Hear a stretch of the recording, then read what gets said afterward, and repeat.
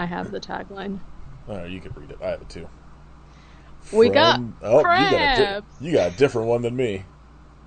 I just made it up. I didn't Oh, look it up. I thought, well, like, because a lot of the times Letterboxd will have something different than like what's on IMDb. No, it is from the depths of the sea, a Just tidal wave of I'm terror. upset that you didn't do it like Chop Suey by System of a Down.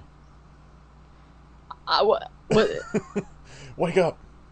Something, something, something, crabs. Oh, I don't know the words. I was like, how was I supposed to have made that connection? I'm not sure. I don't know. I assume you fucking way into System of a Down. I used to be. Their first album, very good.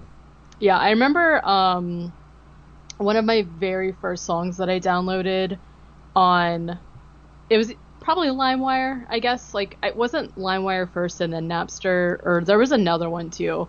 Was Sugar by System of a Down, and I Yeah. was like, this is the hardest thing I've ever heard in my life, and I was like really into it. But then I graduated to, you know,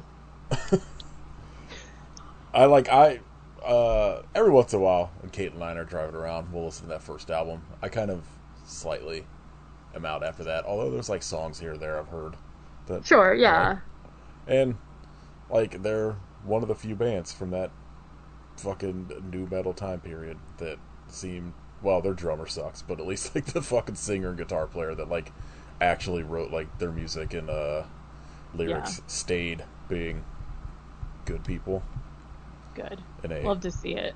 world of like fucking corn and Limp Biscuit. All right, this is the episode we're gonna talk about new metal for a while. Here we go. We waited till Gary wasn't on. Heh.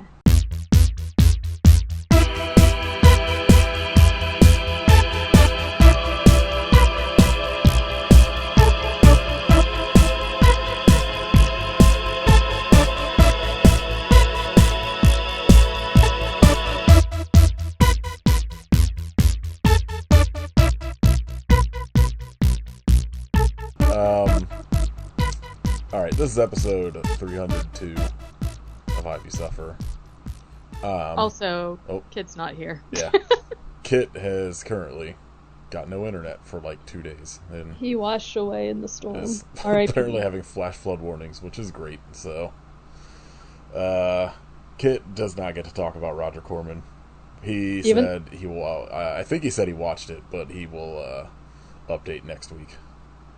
Yeah, it was his idea too, so it's fitting that he would not be here. Actually, it also kind of goes with the theme of the movie because, spoiler alert for this movie from 1957, they almost get flooded out at the end. So I think the crabs are just coming for him, and he doesn't know because he's not here to talk about it. Good. Like they can have Texas. Let the crabs Yeah. have Texas. Is what we're saying.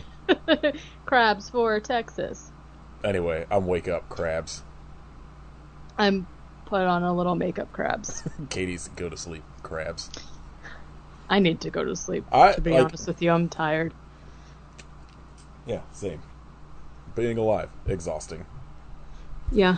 I think somehow we did. We went almost. We went. Let's see. This would be 299 episodes before we did another crab movie, because I think Island Claws was like the second movie we did. No, Island Claws may have been 3. I was Oh, like, how have we not done a crab movie in almost 300 episodes again? Yeah, so yeah, I Island mean, Claws would have been episode 4 because it was the third movie we covered. ugh, so much scrolling. Well, I have like the list on Letterboxd, so like Yeah, right at the so top, Island Claws.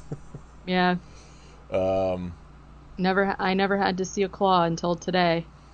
Island Claws is like not as bad as I initially thought when I watched it the first time, but also like my tastes have changed pretty drastically. Yeah. Um, it's just like it's one of those ones where like you don't see the giant crab until the last like 5 minutes of the movie. Island claws? Yeah, and so Yeah. there's like just a fucking shit ton of like just people interacting, and like you'll see like the aftermath of an attack or something, and you'll see like regular sized crabs just like all over the place, but like it just takes too long to get to the giant crab. So, I would say I think Attack of the Crab Monsters is slightly better for me, only because the crab looks incredible. I had not seen this before that I remember. I don't know. This feels like something that like maybe I saw Mystery Science Theater 3000 Mm. do or something, or like maybe just caught on like one of those late night sci-fi channel movies and just don't remember. But like, it's fine.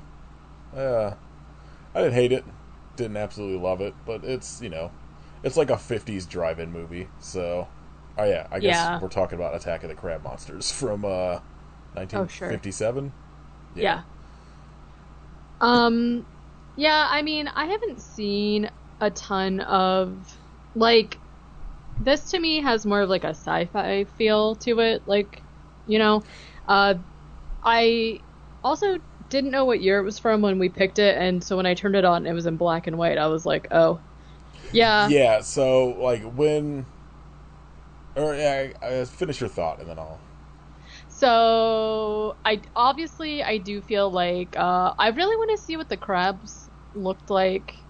Um, not in black and white, but I think probably the black and white like lended itself to the effects Yes. that they're using in this. Like, um, it was totally fine. Like, I like the overall idea of it, of like what ends up happening with the crabs, but I will say that I feel like the movie also doesn't make sense at all, which is fine, right? It's just kind of like a little, like, this is, I don't know, this is fine. I don't Yeah, have strong feelings about it. it's Yeah. like a like I think so. I can say relatively well done, just like cheap movie made to be in a double feature at like the drive-ins in like the 50s. And like saying that, I think it's shot incredibly well. And I think like you said, like the black and white really kind of lends to hiding a little bit of how like insane and cheap the crab looks. But Yeah. there's like a lot of like pretty interesting cinematography in it that like you usually don't see in these kind of movies. Hmm. Um, yeah, so like we sort of like last minute because Roger Corman died. Like you could hear it in episode 300 where Kit's like, "Well, we have to do something, Roger Corman," and like I hadn't even been thinking about it. Um, we were kind of like going back and forth a little bit on like some movies to cover, and like we had talked about maybe doing something he produced, but it felt a little bit more like we should do something he was the director of. And the issue with that is like most of his movies he directed are like either extremely good like 50s and 60s movies, or like ones that like going into something like this, I think you have to have the same sort of mindset of like when you go into like a 80s or 90s shot on video movie where like you can't go into it expecting like prime Hollywood acting, like whatever. You have to like lower your bar a little bit because like it's going to be like cheap and like at least in the like the like an SOV movie, like you have to you can't go in expecting like great actors because it's like literally just people making a movie to make a movie. Right. And like these you have to go in knowing it's going to be like cheap and goofy or whatever. And so like he only directed movies until like 1971, and then he has one in 1990. And so like regardless of what we picked, it was either going to be something like this or something really good like his Vincent Price Mask of the Red Death. Hmm. Like he's got like a bunch of like really good like Poe adaptations. Yeah. And Those are pretty much all I've seen yeah. of his. And so it was one of those ones where I was like, I want to pick something that seems like it'll be goofy, but like I also know it'll probably be fun to watch at least. And like I think this was probably the best we were gonna do for the ones he directed, because like his producing credits are like insane. We could have picked something real stupid from like stuff he produced, because he like pretty much produced movies like his entire life. Yeah. But yeah, this was completely fine. Like, I did not have a bad time watching it. It's got a perfect runtime of basically an hour. I was gonna say it's so short that it's kind of just like, to me, felt kind of like just a episode of Twilight Zone, like original Yeah. Twilight Zone, because like even those yeah, this felt very much like that, where like it starts out with kind of like a mystery and it's like kind of long for what actually happens, but like that's just how it was, right? So like this felt very reminiscent of Twilight Zone to me. It, like, and like, I've watched a lot of these, like, 50s sci fi horror movies that are like, it came from another planet, like Attack of the fucking Martians, or like whatever.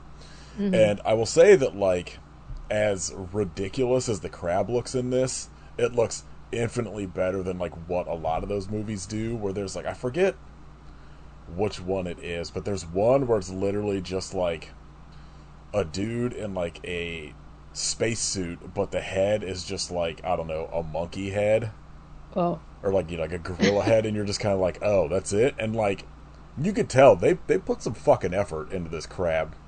Oh It's yeah. Yeah. huge, and It like, is. Yeah. I think everything on it looks incredible except the face. The face looks The like, eyeballs. oh my god, like, yeah, the eyeballs and like good, whatever updated scan in this, like on Tubi, are just, you could tell they're clearly like a paper mache looking thing, and Yeah. it rocks. But I like that shit. I kind of like lends to the just the effect of like how ridiculous this thing looks, and especially in like, I think it works to their favor a little bit, in as much as like you find out that like the crab is like, I possessed isn't the right word, but has like all of the memories and shit from like the people it eats, The and, hive mind. and so it has like a slight human face to it, and it kind of rocks. The if you look at the poster, like I love this because like the poster is this like He looks so high on the poster. he looks insane. He kind of looks like Ickis from Real Oh Monsters. yeah. Like he's just like, "Bleh, what year is it?"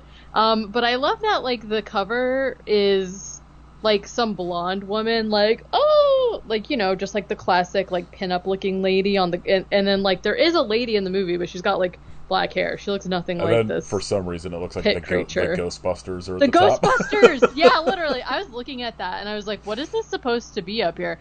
But I mean, whatever. Like, sure. I'm looking at his other movies, and there's one, oops, I've seen 1% of his filmography. There's one called The Wasp Woman, and it looks incredible. Yeah, like, I had sent y'all like a kind of short list where I was like, all right, like, I'm trying to pick something based on like how stupid the title is, because it seems like they might be fun. And it was this, like, Attack of the Crab Monsters. There was Viking Women and the Sea Serpent. There was, oh, I think it was She Gods of of Shark Reef. And they're all like an hour basically. And I think there's like, I think I maybe had sent like The Undead as well. Um, and it was just like, I don't know, but it seems like Attack of the Crab Monsters is like a perfect title, and you know what you're getting with that. Yes. Also, X, the man with the X-ray eyes looks incredible. I've actually seen Yeah, that. It rocks. is it? I've seen the Mask of the Red Death, which I love. It's like one of my favorite adaptations, actually, because that's my favorite Poe story. I've seen House of Usher. I've seen Pit and the The Pendulum. Raven. I've definitely seen The Raven. I'm trying to. Have you seen his Little Shop of Horrors? I don't think so. It's pretty good. Like, it's not as fun, I think, as the the Rick Moranis Sure. one, but like Yeah. it's fine. Yeah.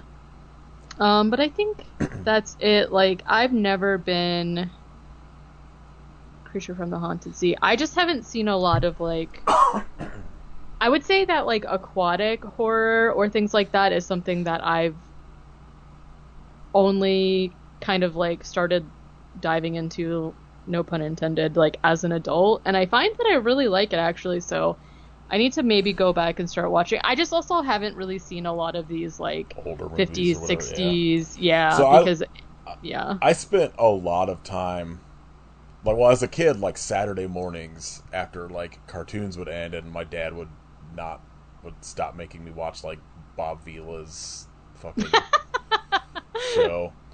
I think it was either like TBS or TNT or like one of those channels would play like 2 or 3 Mystery Science Theater 3000 episodes.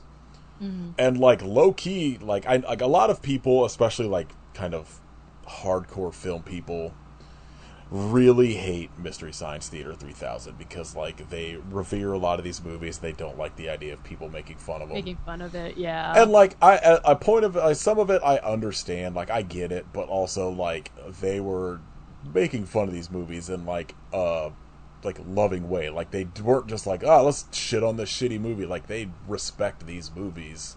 Yeah. But like I've seen a shit ton of these like older like 50s and 60s like cheap sci-fi horror movies because of that. And like it is like legitimately probably the reason I got like into horror was watching all of this shit on Mystery Science Theater 3000 when I was like 12 or 13. And like I remember like when like it was at least when I had a job because I had like spare money for this, like buying all of the cheap like 2 to 4 movie pack DVDs that like are just a mishmash of like these old 50s and 60s like public domain horror and sci-fi movies. And like, you know, fucking first time I saw House by the Cemetery and Absolute King Bob was on like one of those. I have like there's a movie that like at some point I really want to do on the podcast. I just don't know how available like a good print of it is online, but there's a movie called Invasion of the Bee Women that is incredible. Just so I remember like I've seen like a bunch of these and like, you know, they're hard, like I said, they're like hard to really rate and like critique unless they're like something like those Corman Poe adaptations that are like legitimately great. Because it's just like, you know, you're going into a movie called Attack of the Crab Monsters from the 50s. Like, it's not gonna be Well, like and I feel like super incredibly well-made movie, but like saying that, it also like the underwater shit in this is like incredible looking. Like it's clearly being shot in like an aquarium or something. oh yeah, definitely. And like I love like that, like the Creature from the Black Lagoon underwater shit. Like something about the black and white and like underwater always just looks fucking incredible. Yeah. I also feel like it's easy in the hindsight of like watching it in 2024 to be like, anytime that there's something like this movie, and I feel like, well, obviously a lot of this quote unquote like sci-fi kind of like genre movies will, and especially like early on, the main characters will be scientists, like biologists, botanists, like doing something, right? And then something creepy happens to them. And so it's like easy now to say that like none of the science in this movie makes sense at all, but it was like how many decades ago at this point? So it's like hard to rate from that sense, but like I feel like when you're watching this, like some of the stuff that they do and like you're saying the shots that they get, I feel like are pretty impressive for like going in knowing like, oh, this movie's from the 50s. Right. Like the scale, because I feel like a lot of times too, when you're like, even with the Twilight Zone, when you're watching some of these like earlier ones, you can tell that like their monster is like a little action figure that they like Yeah, filmed in a way to make it look huge, but it's like the like how they do with like scale, dinosaur movies, where it'll be like a claymation right? dinosaur like Yes. in But I the feel like foreground or whatever. the scale of the props that they made for this, like even just down to like the claws or whatever being like huge compared to the people, like I feel like even now, aside from stuff that's like CG, like a lot of these creature movies we've done has just been like normal sized creatures, whereas this one is actually like huge, like literally huge crabs. So, and I think, like I said, I really like even though this movie is called Attack of the Crab Monsters, like going in, you know what it's gonna be, and you pretty much see a crab like monster right away, but the buildup of like the mystery behind like where and the I don't know, like there's a lot of aspects to it that I thought were like really unique that I liked, like the Yeah, like buildup when you start hearing like the people who like the one guy McLean who was like there before they people start hearing his voice, but there's like a long time span where like you don't know if he's alive or dead. They don't know anything about whatever the fuck's going on with the voices or whatever. And so like all of that I found like very like creepy and like I liked. Um yeah, that was the thing I thought was like really like an interesting sort of twist in this is that you get the reveal that this crab is like, I don't know, essentially made of some sort of like electrical waves or some shit. So like when they shoot it with a like with bullets or like throw a grenade at it, it has no effect on it because it's just passing through it. But Somebody everybody, says passes through it like an X-ray, and I was like, "Excuse me." every Okay. every person this crab eats, it essentially has all of their memories and consciousness inside it. And so throughout the movie you're hearing like this voice call out to all of the people, and they think they're like this person like fell and is like trapped in this cave or whatever, and you find out that it's the crab doing it, and I was like, this is fucking incredible. It's so like the very first I did write regular notes too, so we Yeah, can get into it. But the first time that started happening, because I thought because it's like I don't know, they're approaching this from like a pretty scientific angle of being like that makes sense. Like I like when like I was looking at that Wasp Woman one, and it was basically like some kind of um issue with like a cosmetics company like causes her to like mutate into like a bee person or something, which I love when they come up with something that's like I don't know, maybe it could happen. So in this one it's essentially like this group of scientists, etc., botanists, etc., etc., are going to the island to study the effects of like radioactive particles that blew onto the island because of bombs. And they're just like going there to just kind of like do really routine stuff like check on the plants, like how are the plants going, like the seawater's toxic, also like what's going on with that. And there's just like giant crabs, and so like on the surface it's like yeah, okay, radioactive particles came and like mutated these crabs so now they're fucking as huge as a mountain. That's fine. But then adding on this like layer of like them being able to like absorb people's consciousness and then speak to them through objects that are made out of metal, like what? Like where does that come from? I don't know. It's just like very insane I to mean me. there's a thing in like a lot of these movies that I refer to as like the Stan Lee take on science, where like Okay.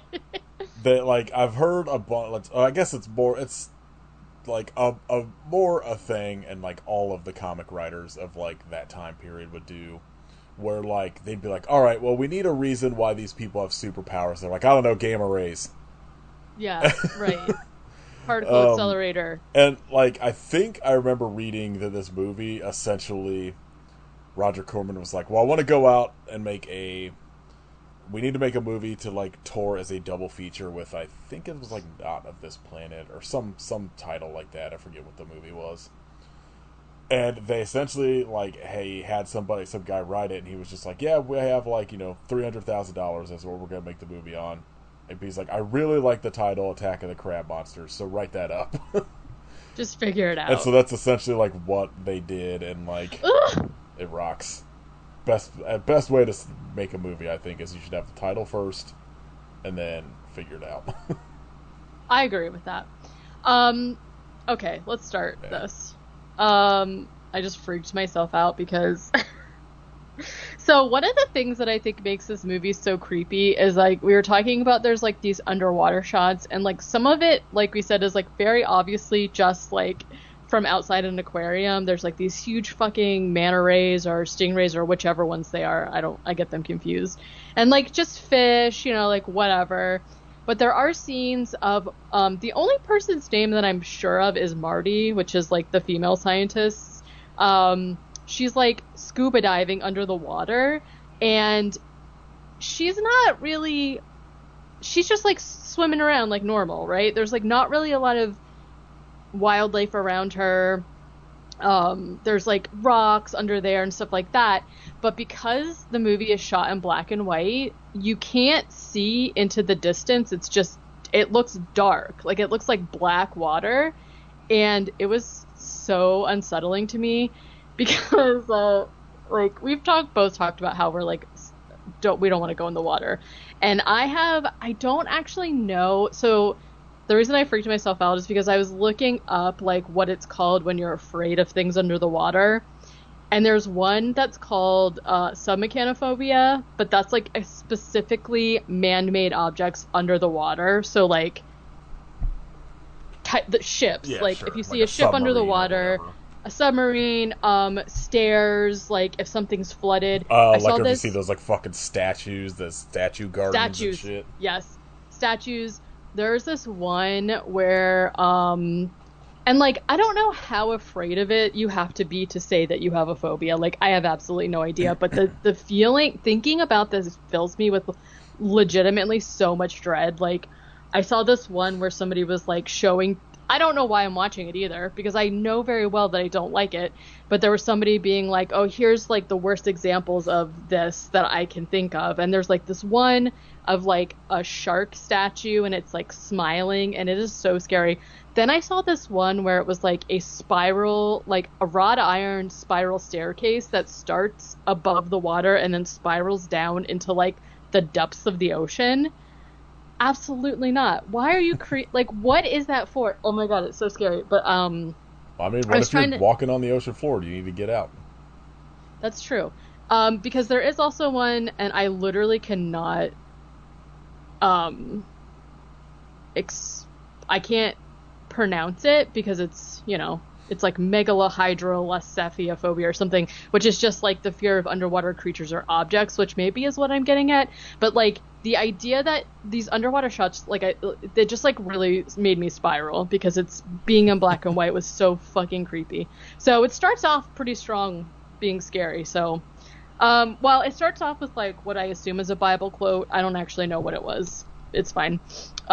I actually think it like I missed whatever it says at the beginning solely because like the way all of these fucking streaming services do, like it just starts playing and then like when you click on it, it just like expands, and so I was like Mm-hmm. reading some like whatever like the description like reading, and I was like, oh, let's see what like related movies there are to this, and then by the time I clicked it, it was just like into the movie.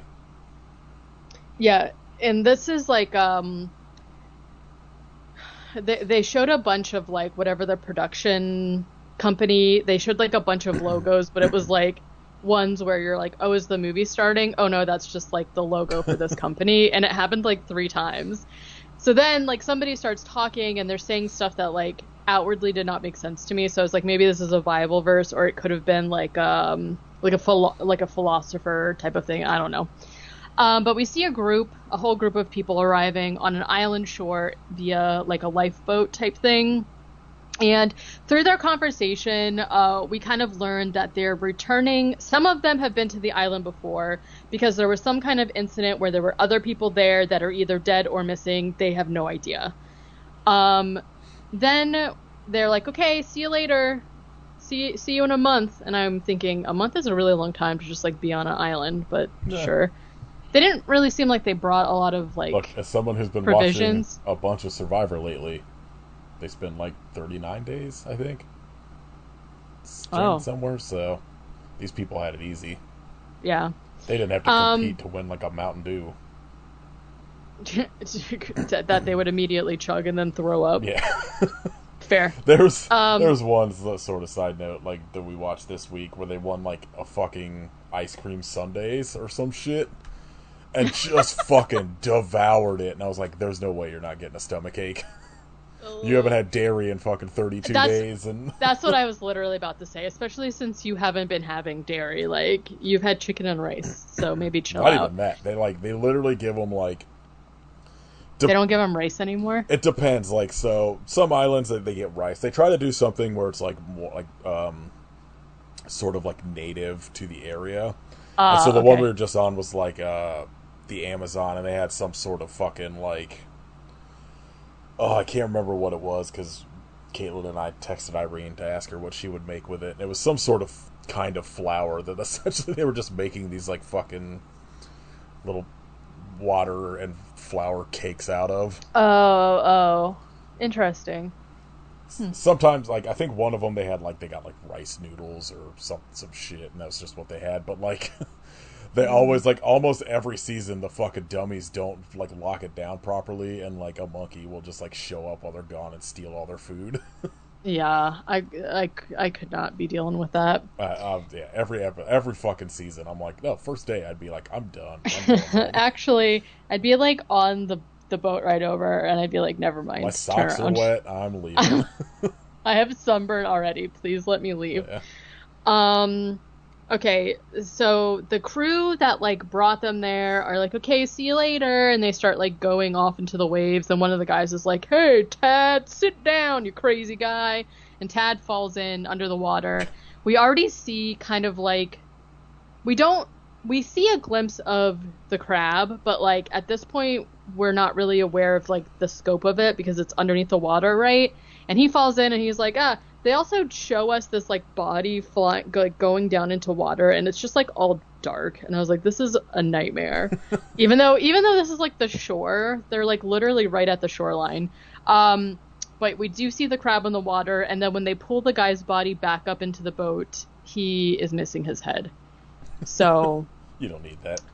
I will say, nobody else actually really seems that concerned about it. They're just like, interesting.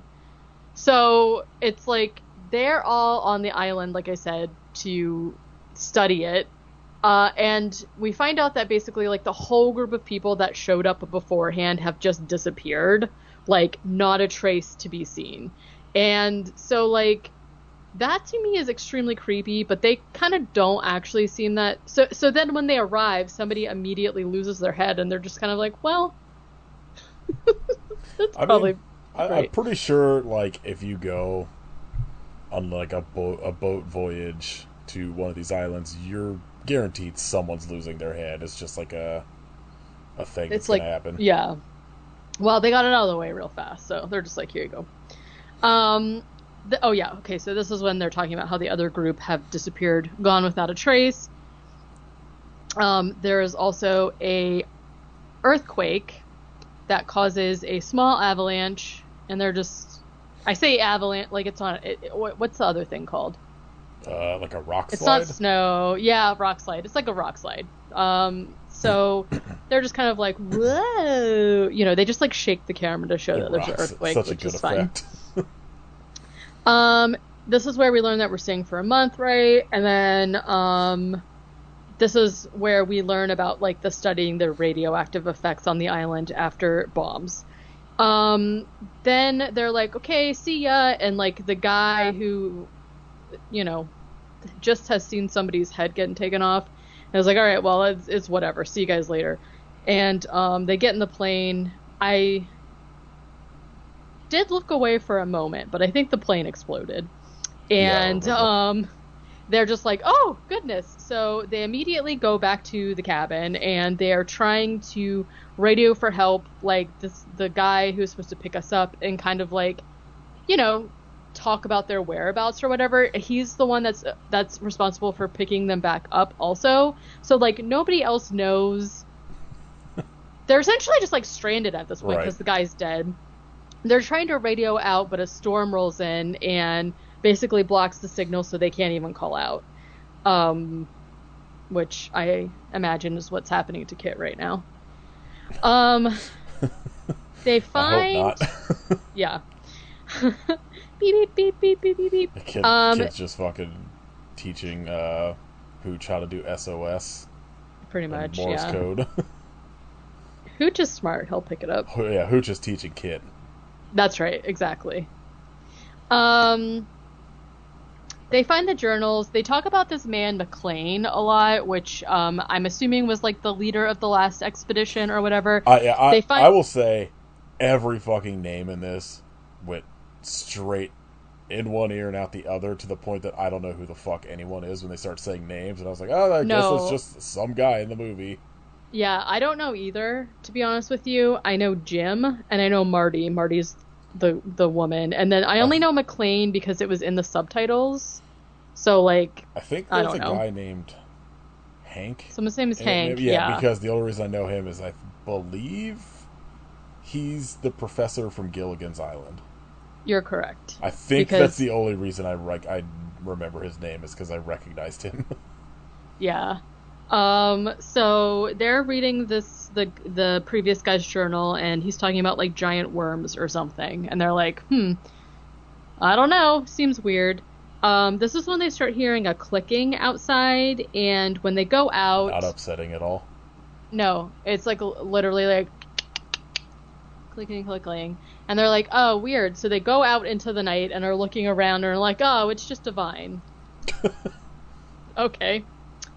Um, this is the scene where Marty is scuba diving. Although, so like she literally says, "Call me Marty," and like her credit is Martha Marty Hunter. Everybody just calls her Martha, but I called her Marty because she said, "Call me Marty." Because it's like weird because she's very obviously with one of the guys, but then also she keeps like hitting on and having these moments with the guy whose name is Hank, and I'm like, what? It was, the It's the sexually 50s, I get liberated it. 50s. Hmm. So she's Notorious swimming. time for fucking, like, everybody doing what they want. The 50s. Sure, why not? Um, if you have like a handsome lead man who's like an outdoorsy guy, he's allowed to sleep with the lady, even if she's married. Look, You I know, also get that's it, the rules. because the guy that she is, I believe, married to has an upsetting jaw and chin. So, I don't think they're married because she said there's like this weird conversation that they're having later where like she said she's talking about like how they met, and then she's like, when he yeah, like we're partners, and when he gets a promotion we'll be partners for life, and I was like, what are you talking about? And the so they're guy, just, like, I maybe think they're just engaged or whatever. yeah, yeah, yeah, still whatever. Okay, so yeah, Marty's under the water, she's swimming around. This is the scene I was telling you freaked me out. And somebody, I don't know if it's Hank or if it's her boyfriend doctor, who knows, comes up and like startles her, and they get out of the water, and she's like, oh, like she's talking about how she was spooked underwater because she got lost. She was using this big black rock as a landmark for where she was, but then the rock disappeared. Seems like a bad way to figure out where you're at is, hey, that big rock in the ocean. Yeah. And then it's gone, Well, and she's kind of like, I don't there was know. a fish there that I was using as my marker. Like literally, where'd that fish go? That's weird. Um, all of a sudden, they're talking about how a 50-foot deep pit has appeared mysteriously at the side of the cliff. And they're like, just kind of like talking about like, hey, like don't go down there because like it could be unstable. There could be a cave in. And then one of them goes, put some lanterns around it so we don't fall into it in the middle of the night. And I'm like, why are you walking around an island in the middle of the night that has no light? Okay. But later that night, Marty she's in bed, she hears McLean's voice just going, Martha Hunter, Martha I Hunter, would kill myself help me. immediately. Come find. And she's like, McLean? McLean? Is that you? And he's like, yes, it's me. I need your help, please. be a dear, come out. And she does. She just walks out of the house into the midnight of the island. And this is when she runs into somebody whose name is Jim.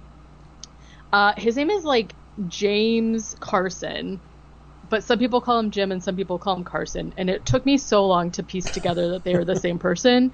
But he's basically like, hey, they run into each other and they're both like, what are you doing here? And she's like, I heard McLean's voice calling to me. And Jim's like, I heard McLean's voice calling to me. And she's like, that's impossible. He was only calling for me. And they kind of like have a little fight over it. And then they're just like, well, obviously, like they've searched this island, but he's definitely alive, right? Let's go find him.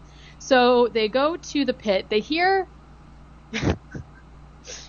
every time they said the pit, I just thought of probably there's like the pit in Parks and Rec, and Chris Pratt's character like makes that song. Falls into we all fell into the pit. I just could not get that out of my head. That scene of Leslie like falling and sliding down into it literally is one of the funniest things ever. So anyways, I always forget that that's even a fucking storyline because it's like the first season or something, and then like the show becomes such a like different thing after that first season. Yeah, it's so funny though. I love it. So Jim's like, well, he's obviously down in this pit. I'm gonna go down there. And she's like, well, no, it's dangerous. What about what whoever else said? And some of the dialogue in this is like weird, obviously, because it's like 50s. I feel like they all have like a like style of talking to each other or whatever. Some of the lines really cracked me up because this is the Jim's gonna go down into the pit because he thinks McLean's alive, right? And she's like, well, what about what Hank said? And Jim goes, he's afraid of cave-ins. I'm not. I was like, all right. Yeah, he gets it. So he starts scaling down into this pit. There is immediately an earthquake. Martha slowly and very lightly falls over and gets knocked unconscious, as you do. And it basically cuts away on Jim screaming, right? Then all of the other like scientists find Marty like passed out, right? And they wake her up and they're like, what happened? She says Jim went down into the pit. And so all of the guys go down to find him. And so I feel like I had a hard time visualizing like what was happening with this island, because they're talking about like, oh, this pit randomly opened up. But what I think they're talking about is like on the coastline by the shore, there's like a cave system. And so some of the shore is like breaking away, which we find out later it's because of the giant crabs, right? Yeah. But it just gets kind of confusing because they're like entering a cave on the shore that then goes underneath where the pit has opened up. So they can go down in the cave, look up through the pit and see like people standing on top or whatever. So that's what they decide to do rather than like climbing down the pit. They're just going to go in through the cave system.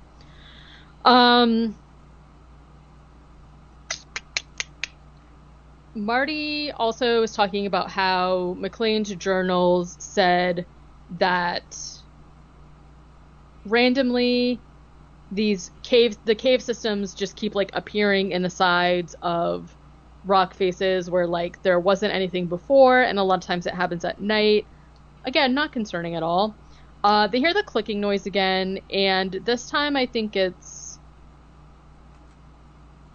might be Marty and Hank. I don't know. Say whatever name you're about to say does not matter to me. Yeah, I think it's Marty and Hank are in the cabin, and they hear the clicking noise again, and they're just kind of like, okay, like what is going on with this noise? And Marty says, I heard it from inside the pit also. And so he goes to investigate. She's like, don't go in there. And he's like, I'm gonna. And he goes in the room and shuts the door. And he's like in there, and all of a sudden he goes in there with a gun. And he's like just like walking around this room, and all of a sudden this huge crab claw just like fucking smacks the gun out of his hand, like yeah. And he's like, oh, he freaks out. He goes back inside like the living room or whatever and shuts the door. And he's like, wow, that was wacky. and then the power goes out. So when he goes back into the room, everything is super wrecked, and also the radio that they need to send the distress signal is completely destroyed. And they're talking about how like it was deliberate because the stuff in the radio was like cut very delicately or something. And I was like, okay. This was the point where I had to go outside because the kittens are destroying my life. And so I accidentally kept letting the movie play, and I came back in and tried to rewind it. But I don't know if I missed anything. So the next thing that I have is that Marty is looking out onto the coastline and notices that there is a mountain missing. And everyone's just kind of like, nah, you stupid idiot. You don't even know what a mountain is, you know? Although, like, the crabs are pretty big. I don't know if I would mistake one for a mountain. Like, maybe she could have said, like, oh, there's a rock face missing or something. That would be more accurate, I think. The whole group of guys are, like, back in the cave. There's another earthquake. This is when the guy who is a botanist falls and gets his hand severed completely off by a rock. It rocks. Like, it's pretty good. A lot of these movies, you don't tend to see, like, gore, really. And, like, it's not gory by any stretch of the imagination. But, like, I don't know. Seeing a dude's severed hand kind of, like, really took me out. It's pretty good. Like, this, I wasn't expecting any, to be honest with you. And, like, we get the guy, we don't really see it, but, like, it's implied that guy got decapitated or whatever, and then him losing his hand, and it's like very obviously severed. I think it looks pretty good. Like, they did a good job with it. So yeah, he falls, notices that his hand is severed, screams, and then immediately passes out, which all very accurate, I think. There's also these two, like, sailor guys that are not really sure what their purpose is, just to, like, keep an eye on things, I guess. They come running in, and the scientists are like, what are you guys doing here? And the sailors are like, well, we were on the other side of the island, and we heard you guys calling, so we came over to help you. Like, what's going on? And the scientists are like, we didn't call you. What are you talking about? Spooky. This is when they're starting to think that McClane must still be alive, since people are hearing other voices talking to them, right? That night, the sailors... I just want to point out that one of the sailors' real names is Beach Dickerson. That is a sick name. Amazing, right? The other one is Tony Miller, so that's not very impressive. But Beach Dickerson, like, sign me up. They also refer to them as seamen. I called them sailors, Katie, though. grow up. No. They're just, like, in their tent playing cards or whatever, and they're just kind of, like, chilling. All of a sudden, they start hearing the clicking, and they're like, what the hell is that?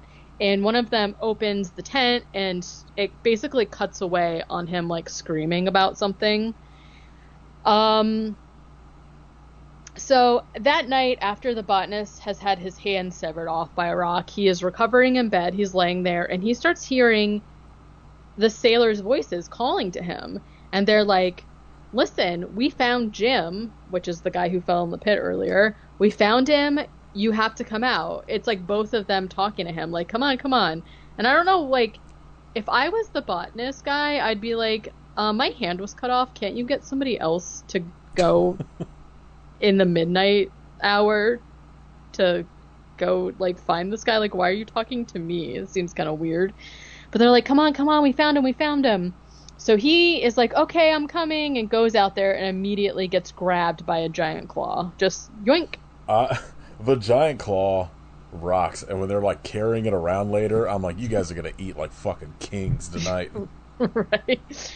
It's also, I can't imagine, like, how heavy it would be, and, like, obviously it's a prop, so they're running around with it like it's, like, styrofoam. I was gonna say, I'm sure that funny. shit was just made of styrofoam, and just, like...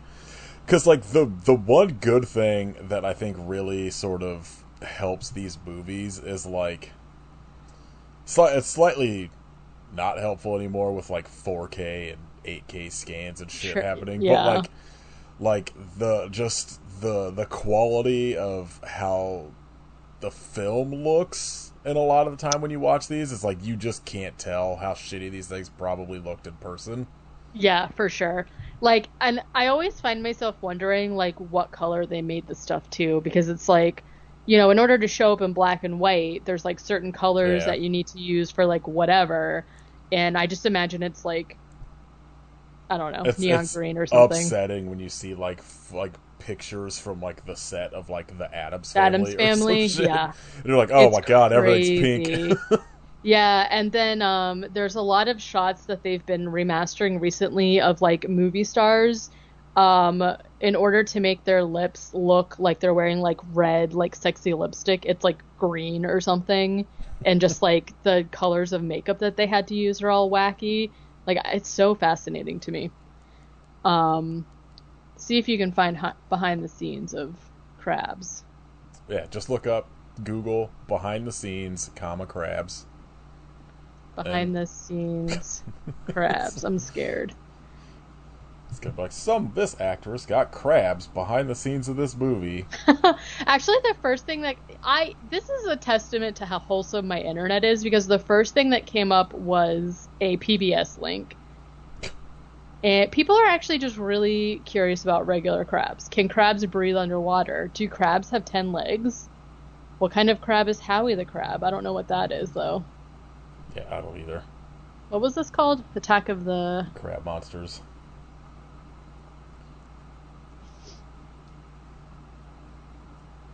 Oh, Oh, Howie the crab is apparently some viral pet crab on TikTok or Instagram or something. great. Okay, here's one. Oh, wait. Oh, yeah. Oh, no, it is just like a normal crab color. Um, like, orange and white or whatever. It's normal color. It actually doesn't look too bad in color. Well, this might not be, these might be like, what's it called? When somebody colors them. Yeah, yeah. Yeah. This doesn't feel like a movie they spent a lot of time taking pictures of. No. Oh, well. Oh, no, wait, no, this is I thought this is like somebody made a model. I thought like Yeah, somebody, yeah, yeah, I see yeah. that model I too. was like, oh, maybe somebody just has like the actual prop from it or whatever, but then I saw the little clearly fake action figure like next Yeah. to it. Well, whatever. It's fine. Okay. Oh, this. I'll send you it in the text, but this fucking weird muscly crab monster is upsetting to me that I came across under Google Images. Oh no. I mean, if they just drew a fucking bulge on it, it would look like every fucking erotic novel I see in fucking Instagram anymore.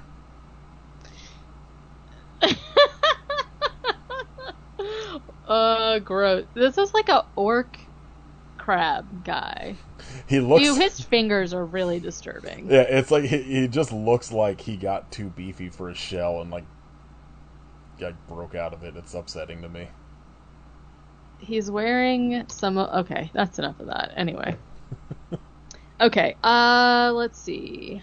Yes, Marty has noticed that a mountain is missing. Nobody cares. Oh, okay, yeah. The botanist guy is like laying in bed and the seamen are calling to him and he's like, yes, I'll come. And, let's see. He's grabbed by the giant claw. He's literally just yoinked, and he's gone. But immediately everybody is hearing his voice, and he's like, hello, comrades. He's French maybe or something. Oh, because he keeps calling them mes amis or something like that. So they're like, what? And they run into his room where he's been recuperating and he's not there, but he's talking to them. And it's really funny because like he's just like, hey, what's going on? We found like he's talking and they're in his room and the guy who I don't know, it's either Hank or Marty's boyfriend. They're separate people but pretty much the same guy, right? You got a blonde guy, you got a brown head guy. That's it. Is basically like, I know we're hearing his voice, but like, I don't believe in ghosts, so I'm not really sure what's happening. It's just like very normal. that were hearing his voice, because he's dead though, for sure. And they're just like, sure, okay, yeah. That checks out. And yeah, and he's basically just like, okay, I'll be back tomorrow night. And I was like, okay, that's not concerning at all. Like, the ghost says that, quote unquote, the ghost. Yeah, this is like where they're just like, yeah, he's definitely dead, but like, I don't know, he's talking to us, he's definitely not a ghost, so something else is going on here. This is when they also go to the tent and discover that the sailors are dead also. And again, it's like one of these things where they are not discovering bodies, they're discovering nothing. Like, the people are just gone without a trace. So this is how, like, I don't understand how they put this together, but somehow one of them realizes that the voices of the people that they're hearing are being conducted through items that are made out of metal. Sure. He, like, picks up a candlestick, and the botanist is like, oh, very good. And I was like, huh? Sure, whatever. It doesn't matter. Now Jim, who, again, is the guy that fell into the pit, is like, hello, I'm here also. We're all in the bottom of the pit. Just come on down here. Come on down to the cave. We're all here. And they're like, okay, let's go. Figure out what's going on here, right? So they go down into the cave. They're like looking around, trying to like find all of these people that have been missing, when all of a sudden a giant crab comes. And it's like, burr, burr, burr, and the crab's like, burr, like roaring and whatnot. Oh my god, the weird fucking roar it makes is crazy. It's scuttling towards them, and they're like, oh shit, that's not great, right? So they're like trying to shoot at it and stuff, and what ends up happening is that they shoot a stalactite down that falls onto its head and like spears its head and kills it. And like, I don't understand the biology behind a crab, but for some reason one of the guys is saying that like, if they remove the stalactite, then the crab is going to come back to life again, because the only thing that's like keeping it dead is that the stone is stopping like the electrical currents. And I was like, I don't think that's true, but go off. Well, I forget, at this point, do they know that the crab is like not a regular crab? Like, no, that's, this is like, so that makes like this no is the sense very to me. first, yeah, this is the very first time that they see the crab at all. And they're like, whatever, and they're like, you know what, we need to take a specimen so we can figure out like what's going on here.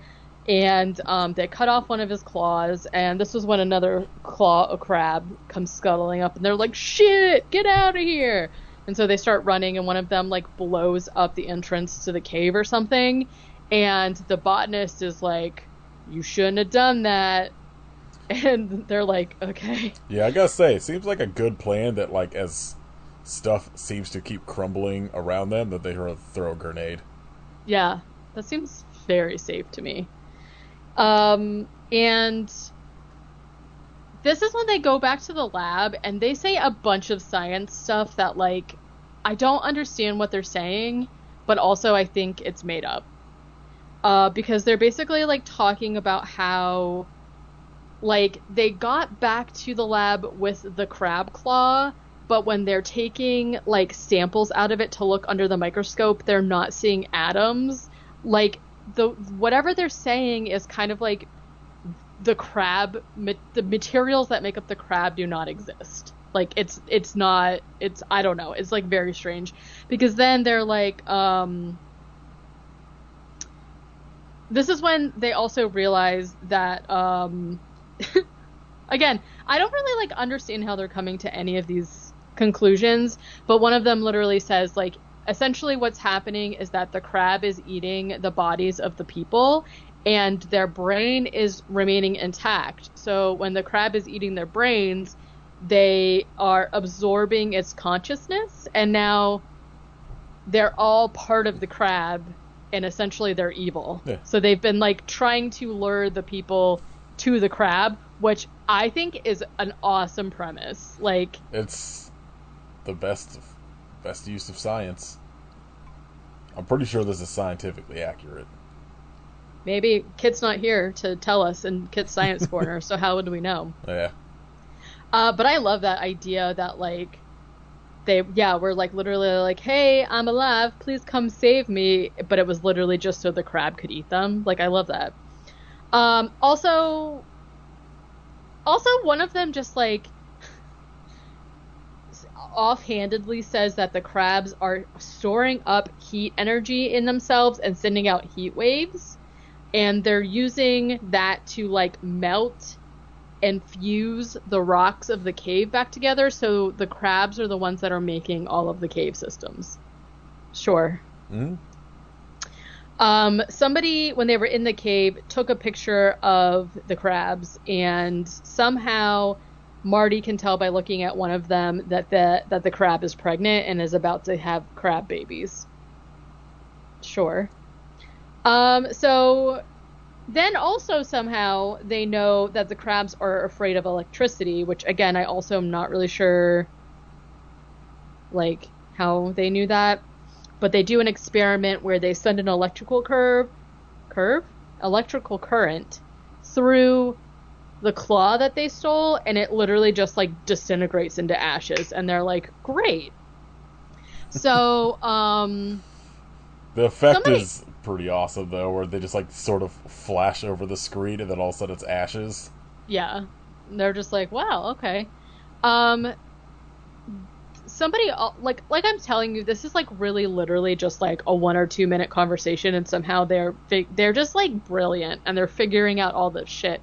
Because one of them also says that like somehow all of the earthquakes are being caused by the crabs using the explosives that the first team left to like blow the island up. Smart. I was like, all right, there you go. So they basically make a trap which will electrocute the crab if it scuttles its little claws over this like walking pad thing, and it's going to electrocute them and kill them. Or not kill them. It's going to electrocute them and stun them so that the scientists can cut off their claws and then they'll remain alive. For the purposes of studying them, I suppose. I don't really know. So Marty and Hank are sent down into the cave because there's been so many explosions that essentially, with all of the rocks being displaced into the water is like starting to rise. So the cave system is like half flooded at this point.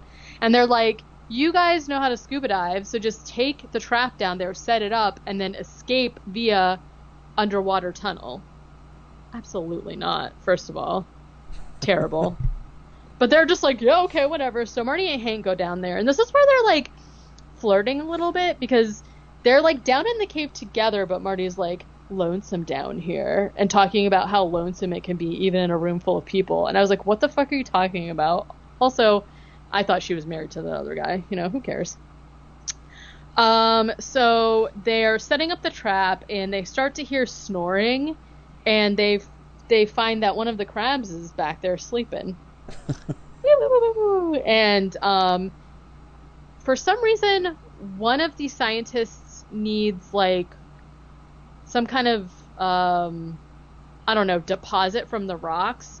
So Hank's like, oh, since the crab is sleeping, I'm gonna excavate the like mineral that he needs or whatever.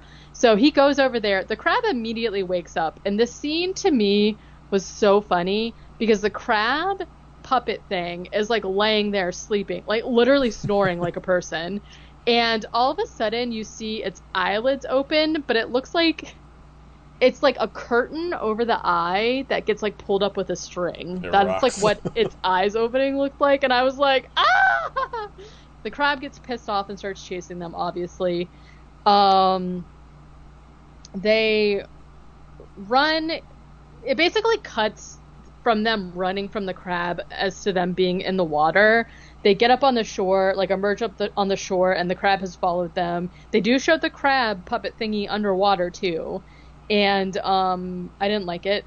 And it comes up on the shore, and it's like, rah, like being mad at them.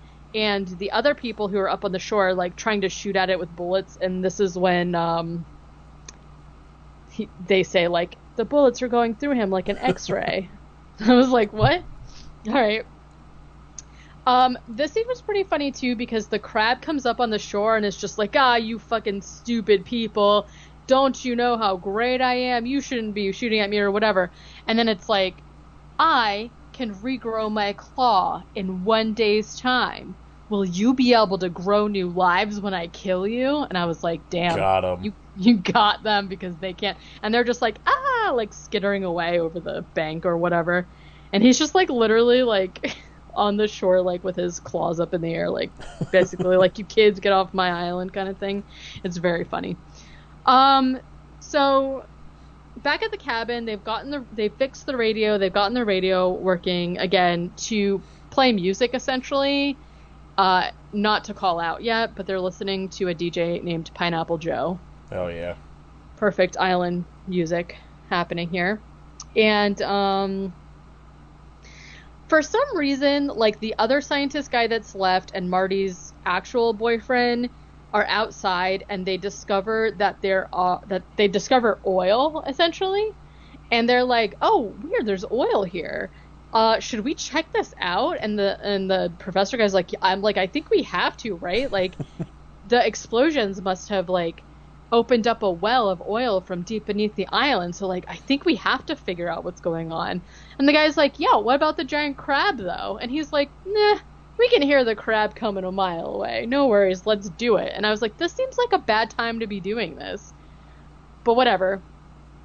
The two guys, there's two streams of oil. So the two guys split up and are like running around following the oil well or whatever. But the oil all trickles down into the cave. So the crab comes, obviously. That's the crab's house. And the scientist guy like sees the crab and tries to run and literally steps in his own electricity trap and gets electrocuted. And I was like, sir. It's very good. It's like fuck. Because his fall is like so ridiculous. It is, and also he knew it was there. He was like, he saw the trap and was like, oh, and he was like tinkering with it, and then he immediately runs right into it. I mean, was like, look, I'm not going to judge this guy because I would also probably panic and step on it if a giant crab was coming after me. Well, so he's getting he gets electrocuted. The crab grabs him. The other three that are left it's just Marty and her two boyfriends at this point. See that guy being like held by the crab and literally just like run away. And at this point, like they see him getting eaten. They run away and he's just like talking to them everywhere now. He's essentially just like, hey guys, like no matter what you do, like this is like my island and you're gonna be one with me soon, so just like stop freaking out, right? The island is literally crumbling dramatically at this point all over the place. There's essentially just like the whole thing's coming down. They're in the cabin's getting destroyed, they scream, they're running around. The island at this point is literally just like the very top of it where there's like rocky, it's just like rocky shore and the radio tower, like that's all that's left of it. And the water for some reason is rapidly rising. So they're like climbing cliffs because they're about to get sucked out into shore.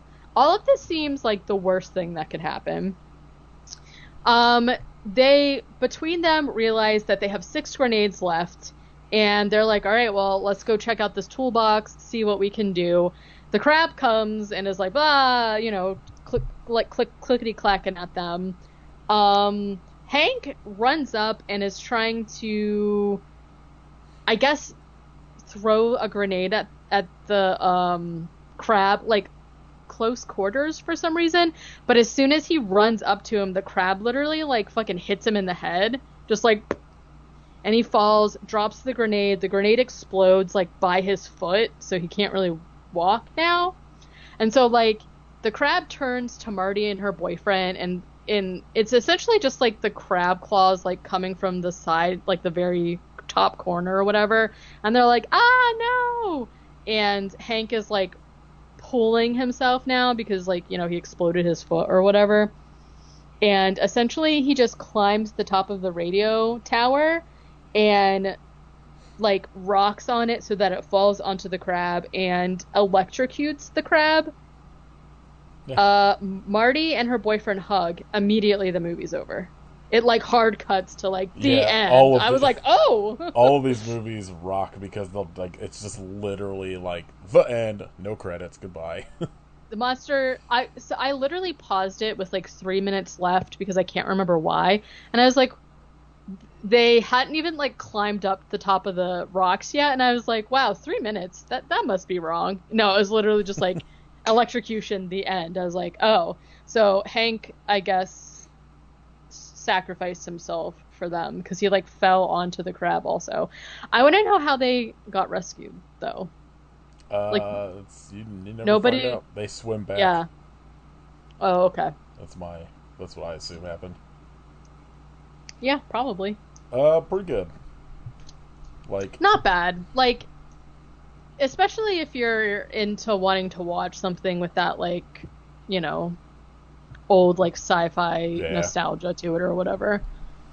Alright, let's see.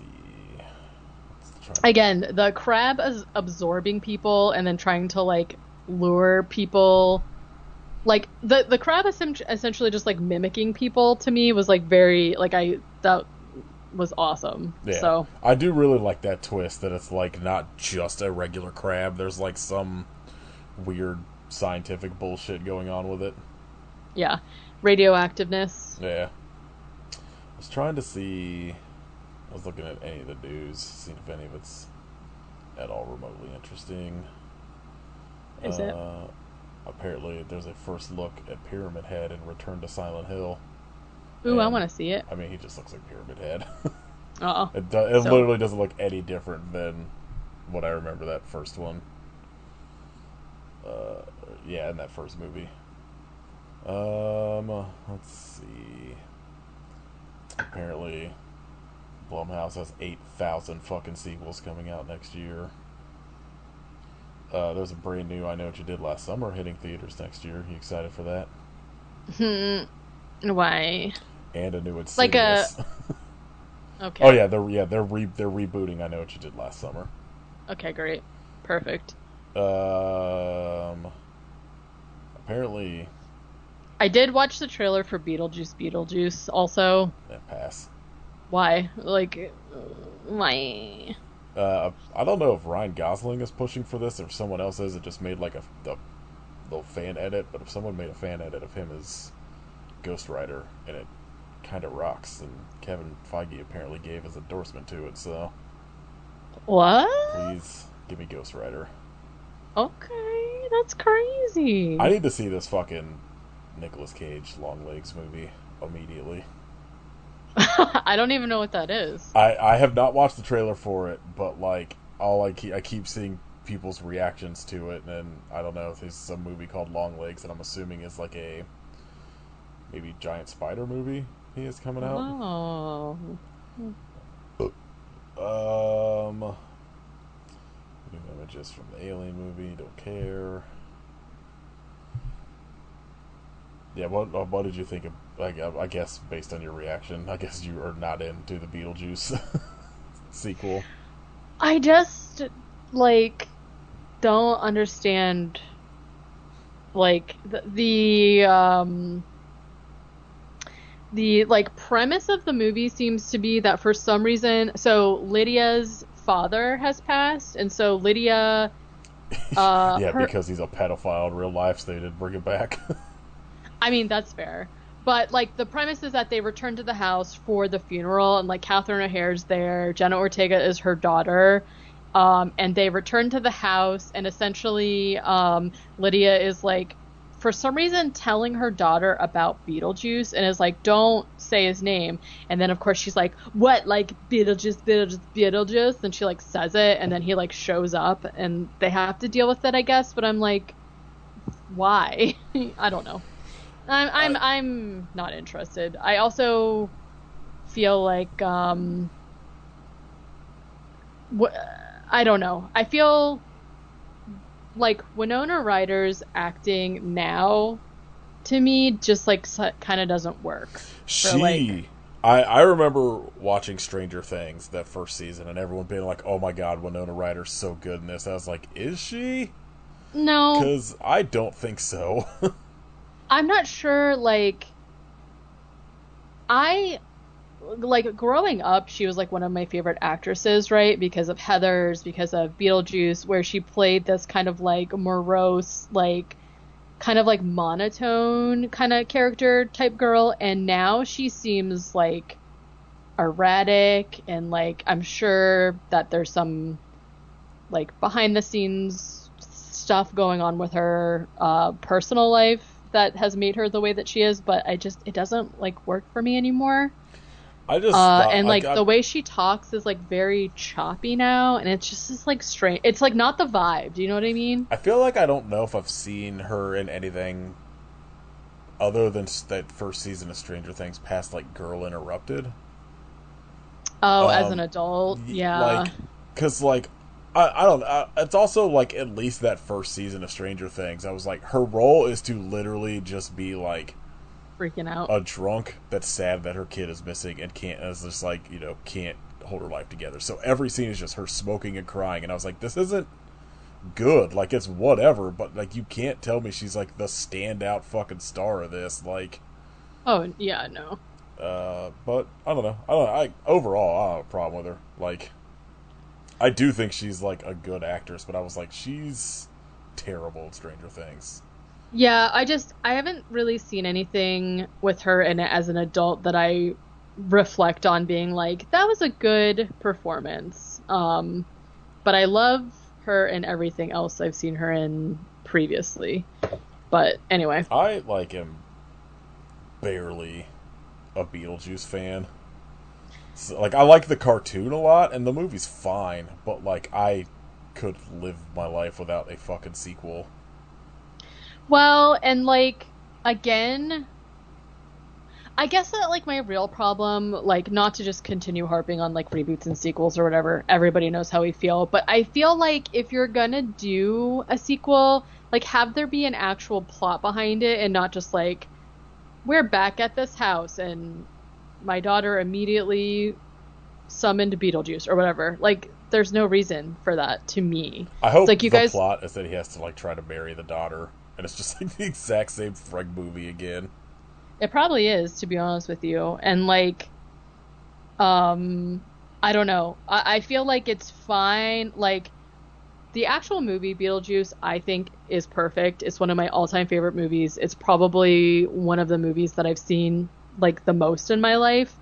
And so I'm not like surprised that they did a sequel or whatever. I do feel like it's weird that they waited this long, to Well, be honest, but like they tried in like the '90s or whatever. They had a script called Beetlejuice Goes Hawaiian, which I no. desperately Okay. fucking wish they made. But I think like that kind of stuff works really well for like the cartoon show because like if anyone's seen that, that is vastly Mm. different from the movie, right? Because in that it's like Beetlejuice is kind of like more of like just like a goofy little like knockaround guy. Like he does stuff, but he's not like menacing. He's not trying to kill anybody or like force anybody to be married. Like him and Lydia are BFFs. Like that's all very different. And I feel like when you do different iterations of that, it's fine. Like I haven't seen the musical most obviously. I've seen some scenes from the musical, and I feel like if you're adapting it into like that, like some people only like the musical and it's like whatever, it's fine. But just like a straight up sequel, I just like don't feel the need for it. But I mean, it's whatever. People probably will love it. I want to know why somebody is letting Eli Roth star Oh, in it's a something. Netflix series. I'm just sure that's gonna be great. Yeah, nothing better than a Netflix original and Eli Roth. Seriously. All right. What did you watch the last, I don't know, 2 weeks? Um, I watched. No, I'm just like stuck looking at Eli Multiverse, Roth. Jason Voorhees. No, absolutely not. I would love nothing more than to never see him again in my life. Um, I watched a documentary called Brandy Hellville. It was about basically this like brand of clothing for like teenage girls that I have never heard of before. Like very obviously it was for teenage girls while I was an adult, so like it wasn't for me. So I've never heard of it, but it's essentially about like fast fashion, which I find really interesting. And the documentary I thought was actually really good because I've seen a lot of documentaries that were like this one I felt had a clear message as to what they were saying, and they like exposed this like fucking gross guy who was the one that like created the brand or whatever, and then would like essentially it was like a one size fits all quote unquote store. So it was like they would only hire girls that were like really skinny. They barely ever hired people of color, like all of the stuff. It was very interesting, I thought. Madam Web we talked about. I watched the last season of Supergirl, which you and I basically texted you the entire time I was watching it. So finally Supergirl is done for me. And now I need to start my rewatch of The Flash, which is very intimidating to me because it's probably like 100 hours of my life. Maybe more than that, actually. Yeah, I mean, you got to figure it's, well, how many seasons? 7? 7 or 8. Like, you can figure there's one probably of them 20 or something episodes a season. of 40 minutes, yeah. So but then close. one of them's only half a season. So anyways, I just have to do it because like I could not believe that Supergirl, the end of Supergirl was not spoiled for me, and Flash still wasn't. So I need to just do it so I can make sure that doesn't happen. Then I finally got to watch the Mike Flanagan's Fall of the House of Usher. It was all right. Essentially, like, it's following the same formula as Haunting of Hill House and Bly Manor, but obviously Fall of the House of Usher actually kind of fits in with this episode because it's like, you know, a Edgar Allan Poe story. But essentially, it's like this isn't a spoiler because this is like one of those things that they tell you immediately when you start watching it. The main character is Usher, and he's got like a bunch of heirs to his family, and they all die. Like the show pretty much starts off with him going to the funeral. They're all dead. And so each episode is about a different death of one of his children, and the episode is a Edgar Allan Poe story. So obviously there's like Telltale Heart, Goldbug, Black Cat, Raven. So that all I found very, very interesting. And there was some like fun stuff that they did in it, but I think that the issue for me is that like it starts off, everybody in the show is pretty much is like the absolute worst person. So you don't like any of them. And I feel like what really made and Midnight Mass isn't, that one's not, whatever, but like those shows were like so emotionally involved because you genuinely like cared about and liked the characters that were in it. And this one, it's just like you already know they're dead, and they also all suck. Rahul Kohli plays like a gamer dude in it, which is like pretty funny. Like obviously I love him, but I'm glad I finally got to watch it. And then I started watching the reboot of that show Roswell that I was watching, and it's called Roswell, New Mexico. I had no idea, first of all, it's a CW show. It was 4 seasons, and I was like, all right. And I'm only like 5 or 6 episodes in, and like obviously it's not as good because it's not like an early 2000s like teen romance shenanigans. It's like a CW, we're trying to make this a gritty show kind of thing. But it is interesting though, because at least like in this one they've changed it so that everybody is like adults. So it's like instead of this all happening when they're in high school, it's like she returns back to her hometown after high school, but like for some reason she's a scientist even though she's only like 20 something, but whatever. I'll just see how it goes. The things they like decide to reboot on TV is so baffling to me. Like that there's apparently fucking, like, I don't know, 6 seasons of a Walker Texas Ranger reboot Oh. or something, because like the dude that isn't Batman from Supernatural plays Walker in it.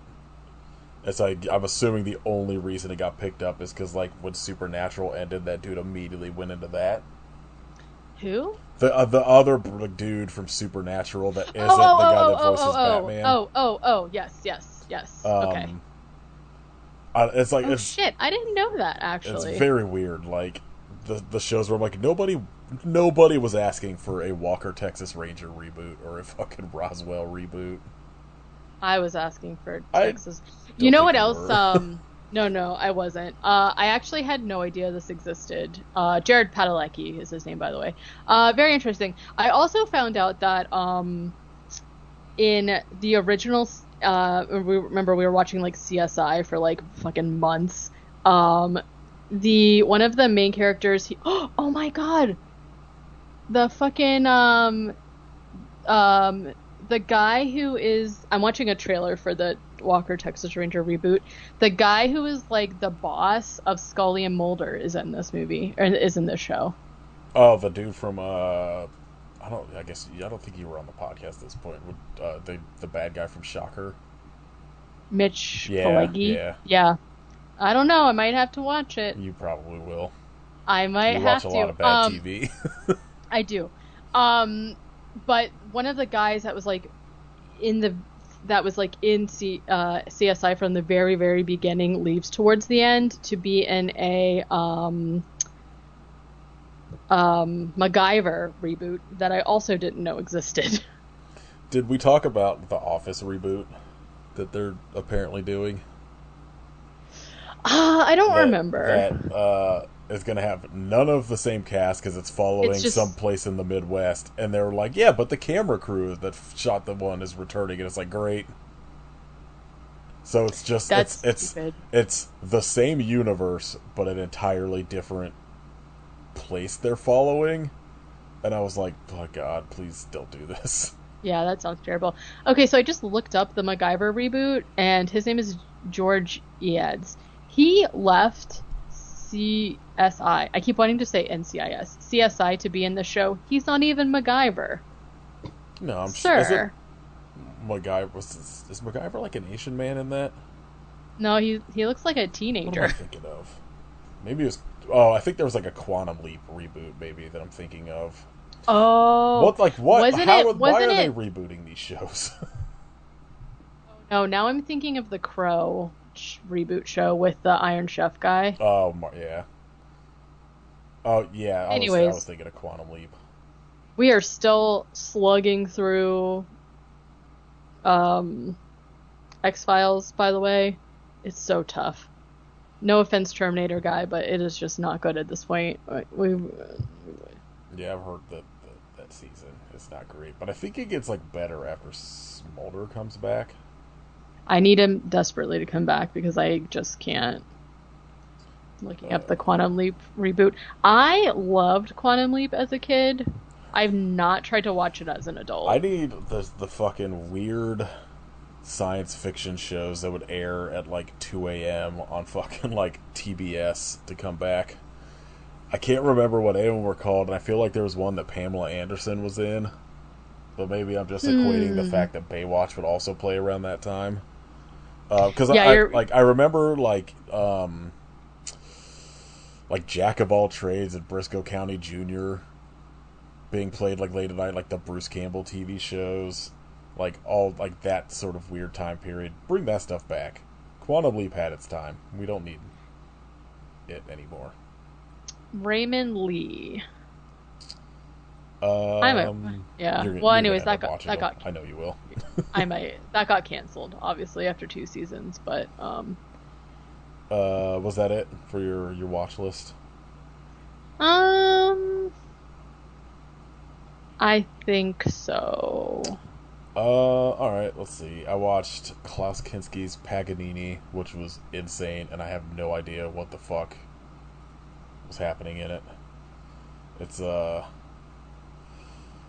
Klaus Kinski directing himself playing Paganini, and like I don't know if he knows anything about the character or like the person or whatever, but it's extremely sleazy and weird. Yeah. I rewatched Dreamstalker from 1991 because I got like the Terror Vision Blu-ray of it, and there's a pretty fun visual essay from Erica and Lance from Unsung Horrors on it. That movie rocks. It's like a SOV version of Nightmare on Elm Street, but the guy that comes back is like a motocross biker, so he's got like all of his motocross gear on the whole time. Wait, what was it? What was it? Dreamstalker. It Oh, I thought rocks. you said I for some reason immediately thought you meant Oh Deathstalker, and no. I was like, I watched 1991's The Black Cat.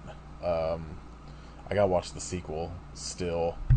Vinegar Syndrome released like a box set of both movies, and it's pretty good. It's like it's kind of set up as a this woman like murders this guy at the beginning and gets brought into like this government like assassin program, and it's kind of set up where you think it's going to be like this action packed like sort of Aeon Flux sort of thing, hmm, or like I guess like a La Femme Nikita would be like the more obvious comparison, but that's like actually ends up turning into like this weird sort of like romance story, and I don't know, it was pretty good. Um, I rewatched Taxi Hunter from 1993. I think forget who released the Blu-ray for it, but it's fucking great. It's like a I think it's usually listed as a Cat 3 movie, but I think it's technically a Cat 2B movie because the rating system there is insane. Which I guess like I think equates here as like PG-13. But it's Anthony Wong plays like the main guy in it, whose like pregnant wife gets killed by a taxi driver, and he just goes on a hunt killing shitty taxi drivers. And apparently there's like a big thing in like Hong Kong about like taxi drivers just being pieces of shit or like just being villainized all the time. I'm not sure like which is true, but the movie's fucking super that's fun. that's wild.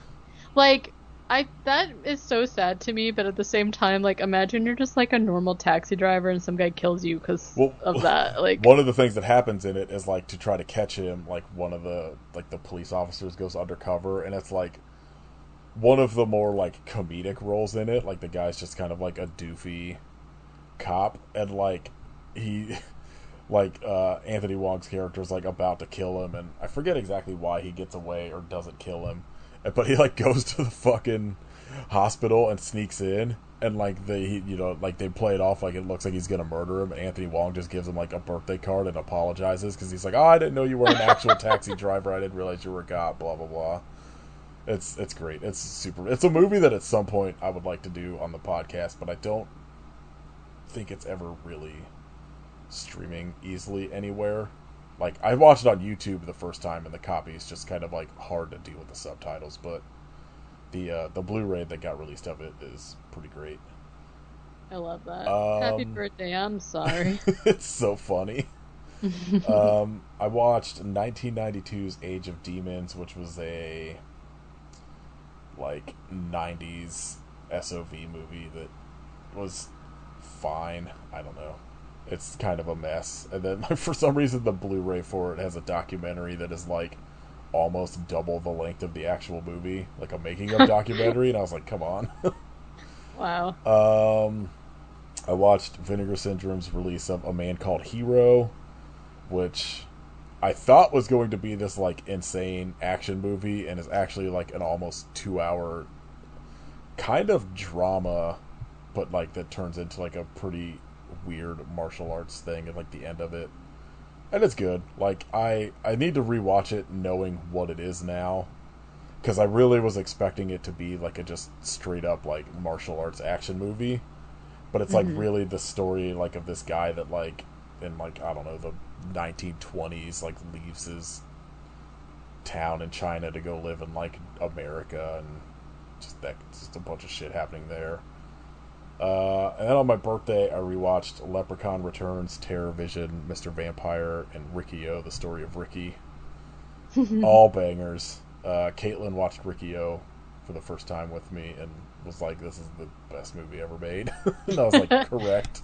It's so fun. Um, I watched Vinegar Syndrome's release of an Eternal Combat from 1991, which is like a pretty fun, I think, Chinese, yeah, another like a movie from Hong Kong about this Taoist priest who's like trying to take down this like demon king and accidentally gets transported to like modern time Hong Kong and like is dealing trying to figure out how to get back, and it's pretty fun. Highly recommend. It is also probably one that is like never going to be streaming anywhere because for some reason none of these ever are. And then I realized I had like not finished Severin's box set of that all the Hans BRs, like the folk horror box set. So I just kind of been diving back into that and watched a movie from 1989 called Celia that was fine. I don't know. The more I watch the actual movies in it, the more I'm like, I don't think I like folk horror at all. Yeah. I do, but I feel like it's hard for me because I feel like my two favorite genres are like paranormal ghost, and I think folk horror a lot of times, like if you're extending it, like a lot of times it's either dealing with like some kind of spirit or like a urban legend or like a cryptid or whatever, and I feel like it's just like not done well a lot. So there's some good stuff, but like you really have to pick through I'm it. like, there's certain like classics that I like, Yeah. but then like I don't know, the stuff that's in this box set, it's like none of it has been necessarily bad. It's just been sort of stuff where I'm like, I don't really feel like I need to rewatch this ever Yeah. again, sort of thing. But like the fucking documentary that Woodlands, whatever fucking long ass title, is like really fucking good. And like watching it, I'm like, I really need to watch more folk horror. And then I watch it, and I'm like, this isn't for me. Yeah. But there is like an entire section in it that's like really interesting, talking about like the movies that should be considered folk horror that like most people don't, like Candyman Mm-hmm. and Yeah, stuff like for that. sure. And like I don't know, like over like the box set is really great, and there's like a lot of really interesting stuff because it's like they cram every disc where it'll be like some of them are like two movies. There's like a bunch of audio commentaries, but then there's like a bunch of them where it'll be like the one movie and then a shit ton of like weird short folk horror stories. Hmm. And like some that are just like straight up like 1930s no sound, like Oh. silent, like I don't know, it's like it's a really cool box set. It's just the movies in it for me are just, I guess I just think are like not for me. Because Yeah. there's a movie in it called like Eyes of Fire that like everyone's like, this is one of the greatest movies ever made, and I was like, I don't know, this was okay, I guess. Hmm. So um yeah, other than that, just plugging away at Survivor still. Yeah, I'm still doing casually my rewatch of King of the Hill I and Forged in Fire. Like I feel like I just have been doing well, actually, I mean watching like whole seasons of something was kind of a lot for me, considering as like more often right now I'm just doing like stuff to have on in the background versus like Chris and I tried to watch the Super Mario movie. the Uh animated one. yeah, not for I, us. We turned it I off. watched it. I watched it on Twitter when like Elon fucked up and made it so like you could post long ass videos and people were just posting whole movies before to see how long they would stay up Yeah. before they got taken down. So I watched the way it was meant to be made in a Twitter video. Yeah. Like I think that we've hit the point where a lot of the stuff is just like very much for kids and not for like an adult just for nostalgia value, which is totally fine. Like you don't need to make everything for like the previous generations, right? Like I totally get it. It just was like a little too we were like I'm okay if we just turn this off. And he's like, yeah, me too. So we did not watch We it. already But have one perfect Mario Brothers movie. Why I bother? mean, seriously, yeah. Yeah, Survivor's like mostly has just been like, I don't know, let's just turn this on because like some seasons it's like I have checked out the whole time because I'm like, I hate everybody on this. It's Yeah. like just everyone sucks. And then some seasons when there's like likable people, we're like kind of sucked into it. But I think we're gonna pause that because apparently Jennifer Tilly is joining Real Housewives of Beverly Hills, and I'm like, well, gotta catch up on Oh. this because I gotta see what this is gonna be like. I Wow. love Jennifer Tilly, and I need to see her on Real Housewives desperately. That's hilarious. All right, what do you want to shout out? Mm, I'll just shout out Elden Ring because I Chris finally made me like get it and play with him. There's about to be like a new update or not update DLC that looks insane. I don't feel like I've done anything else with my life, so. I'm gonna shout out this harsh noise project called Hoggle. That is Hoggle. uh every release is based on a different scene from Labyrinth. I love It that. fucking rocks. I mean, it's harsh noise, so it's not for I everybody, was gonna but say, sounds like not for me, but I love the theme, it'll so literally good for like you. every like release will start with like a 20-second clip from whatever the scene is, and then just like 80 minutes of harsh noise. Just I love the concept. it's like one of my favorite projects, and I don't know, I've been like a real noise mood lately, so that's been like mostly what I've been listening to. Um, all right, next week we're watching a perfectly titled Deadly Dilf, the to be original, so you know it's going to be quality.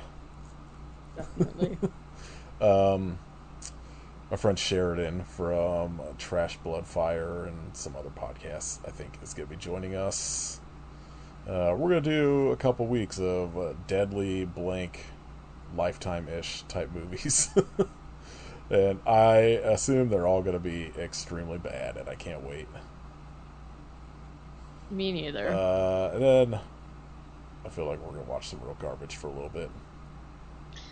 Yeah, I mean, I think we'll still be watching garbage, but Oh no, yeah, maybe it'll be. I don't expect any of these movies to be good, but I have like a list on my phone of like stuff I want to do that are like themes, but I think we should do like at least a month of just general dumb to be bullshit after these because you know we had like the 2+ months of actually good movies and all that Wah. shit. So we gotta watch the fucking Ashley Hayes Wright other Bigfoot movie.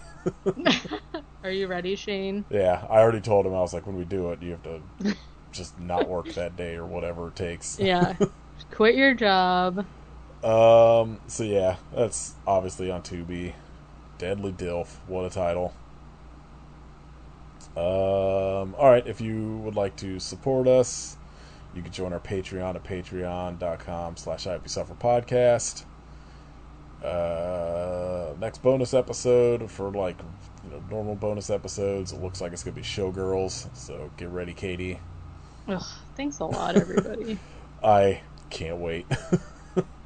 The best movie. Um, and I think at some point we're working out something with Jeremy to do an episode on Logan, and then we gotta do Green Hornet at some point.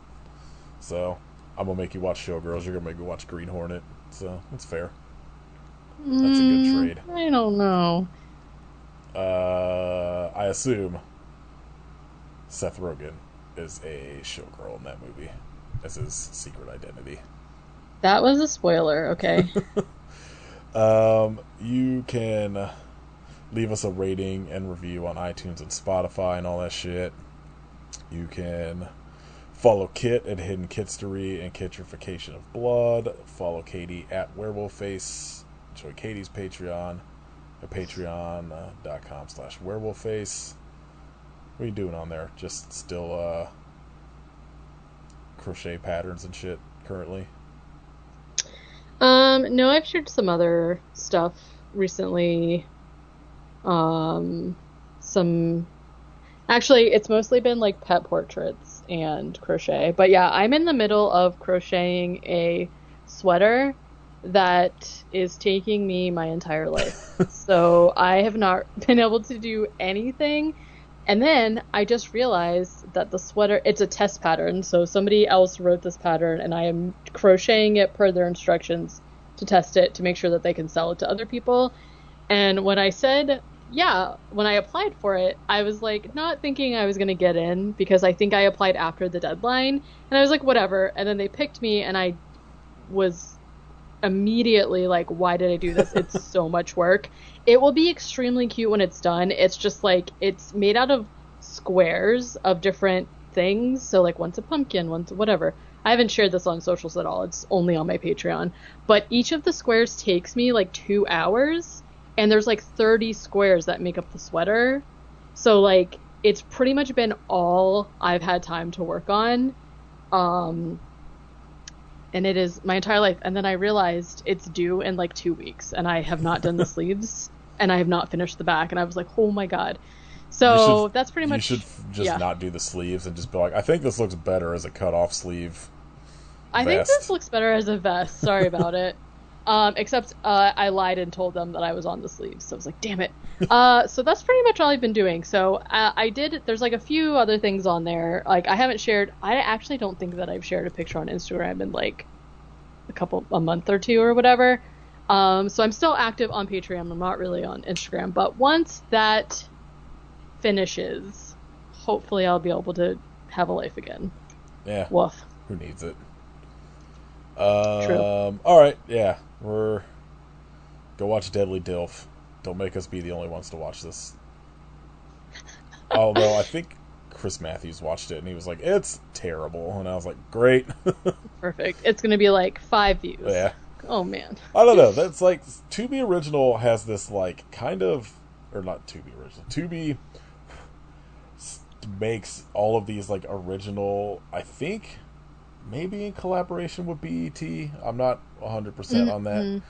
Mm-hmm. Like sort of just like black like TV shows and movies and like some horror movies and stuff that I'm like, this rocks, but I don't know, Deadly Dilf. The The title title alone alone I'm like, I'm gives me in, but pause. I also assume it's gonna be bad. Yeah, we'll see. We'll just see. I'm in for the novelty of Oh it. yeah. We'll just see what happens. But in my experience, the 2B originals are not good. I mean, obviously. Uh So, they've been kind of hit or miss so far. The shark one's pretty bad, except Shark Side of the Moon. I do still want to watch that Terror Train one because I assume it sucks too, but yeah. whatever. All right, yeah, Deadly Dilf next week. I hope you don't get sucked into a hive mind, but why?